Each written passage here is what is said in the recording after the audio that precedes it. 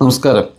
കഴിഞ്ഞ ദിവസങ്ങളൊക്കെ നമ്മൾ ഈ സോഷ്യൽ മീഡിയയും മറ്റ് ന്യൂസ് ചാനലൊക്കെ നോക്കുമ്പോൾ ഭാര്യ ഭർത്താവിനെ കൊല്ലുന്നു, ഭർത്താവ് ഭാര്യയെ കൊല്ലുന്നു, അല്ലെങ്കിൽ ഭർത്താവിനെ കൊല്ലാൻ ഭാര്യ കൊട്ടേഷൻ കൊടുക്കുന്നു, കാമുകൻ ഇടപെടുന്നു, ഇങ്ങനെയൊക്കെയുള്ള ഒരുപാട് ന്യൂസുകൾ നമുക്ക് കാണാൻ സാധിക്കും.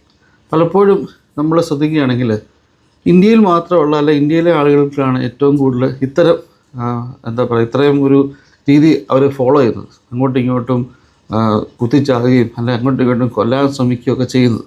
പ്രത്യേകിച്ച് ഈ ജീവിത പങ്കാളികൾ മറ്റു രാജ്യങ്ങളെ അപേക്ഷിക്കുമ്പം ഇന്ത്യയിലാണ് കൂടുതൽ, ഇന്ത്യക്കാരാണ് ഇത് പൊതുവെ കൂടുതൽ.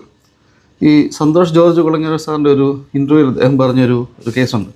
അദ്ദേഹം പറയുന്നത് മറ്റ് വിദേശ രാജ്യങ്ങളൊക്കെ ആൾക്കാർ തമ്മിൽ ഒരു കുടുംബജീവിതം മുന്നോട്ട് പോകാൻ ശരിയാവുന്നില്ല എന്ന് തോന്നിക്കഴിഞ്ഞാൽ അവർ സമാധാനപരമായി ഏതെങ്കിലും റെസ്റ്റോറൻറ്റിലോ അല്ലെങ്കിൽ ഏതെങ്കിലും കഫറ്റീരിയയിലോ പോയിരുന്ന് സംസാരിച്ചിട്ട് നമുക്കിത് മുന്നോട്ട് കൊണ്ടുപോകാൻ പറ്റുന്നില്ല, ഓക്കെ നമ്മളിവിടെ നിർത്തുക എന്ന് പറഞ്ഞ് അങ്ങോട്ടും ഇങ്ങോട്ടും സമാധാനപരമായി അവർ പിരിയുന്നു. പക്ഷെ നമ്മുടെ ആൾക്കാരാണ് എപ്പോഴും ഈ അങ്ങോട്ടും ഇങ്ങോട്ടും വഴക്കുണ്ടാക്കണം,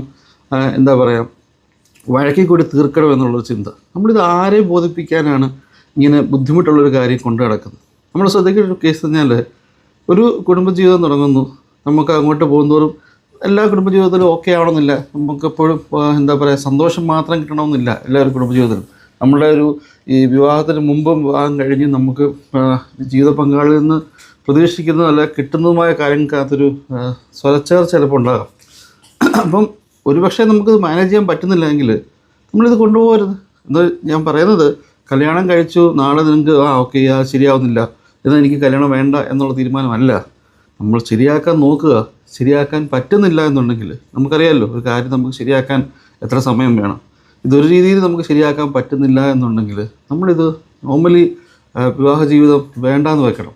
പലപ്പോഴും ആൾക്കാർ അത് മടിക്കുന്നത്, അയ്യോ അവരുടെ മുന്നിൽ എങ്ങനെ പറയും, അവർക്ക് നാണക്കേടാകത്തില്ലേ, ഇവർക്ക് നാണക്കേടാകത്തില്ലേ എന്ന് കരുതി ഇങ്ങനെ കൊണ്ടുപോയി എന്താ സംഭവിക്കുന്നത്? അവസാനം അവരുടെ ജീവിതവും പോകും. ചിലപ്പം ഇത് കൂടെയുള്ള വീട്ടുകാർക്ക് നഷ്ടം, നാട്ടുകാർക്ക് നഷ്ടം, കൂട്ടുകാർക്ക് നഷ്ടം, എല്ലാം നഷ്ടമാണ്. പിന്നെ വരുന്ന മാനസികമായ വിഷമം. നമ്മൾ പലപ്പോഴും ഉണ്ടാക്കുന്ന നമ്മൾ കാരണം ഉണ്ടാക്കുന്ന ഒരു മുറിവ് അത് ഉണങ്ങാൻ പറ്റത്തേ ഇല്ല. അത്ര മാനസികമായ ഒരു വിഷമം ഉണ്ടാക്കിയാണ് ചിലപ്പം പലപ്പോഴും പല കുടുംബങ്ങളും പോകുന്നത്.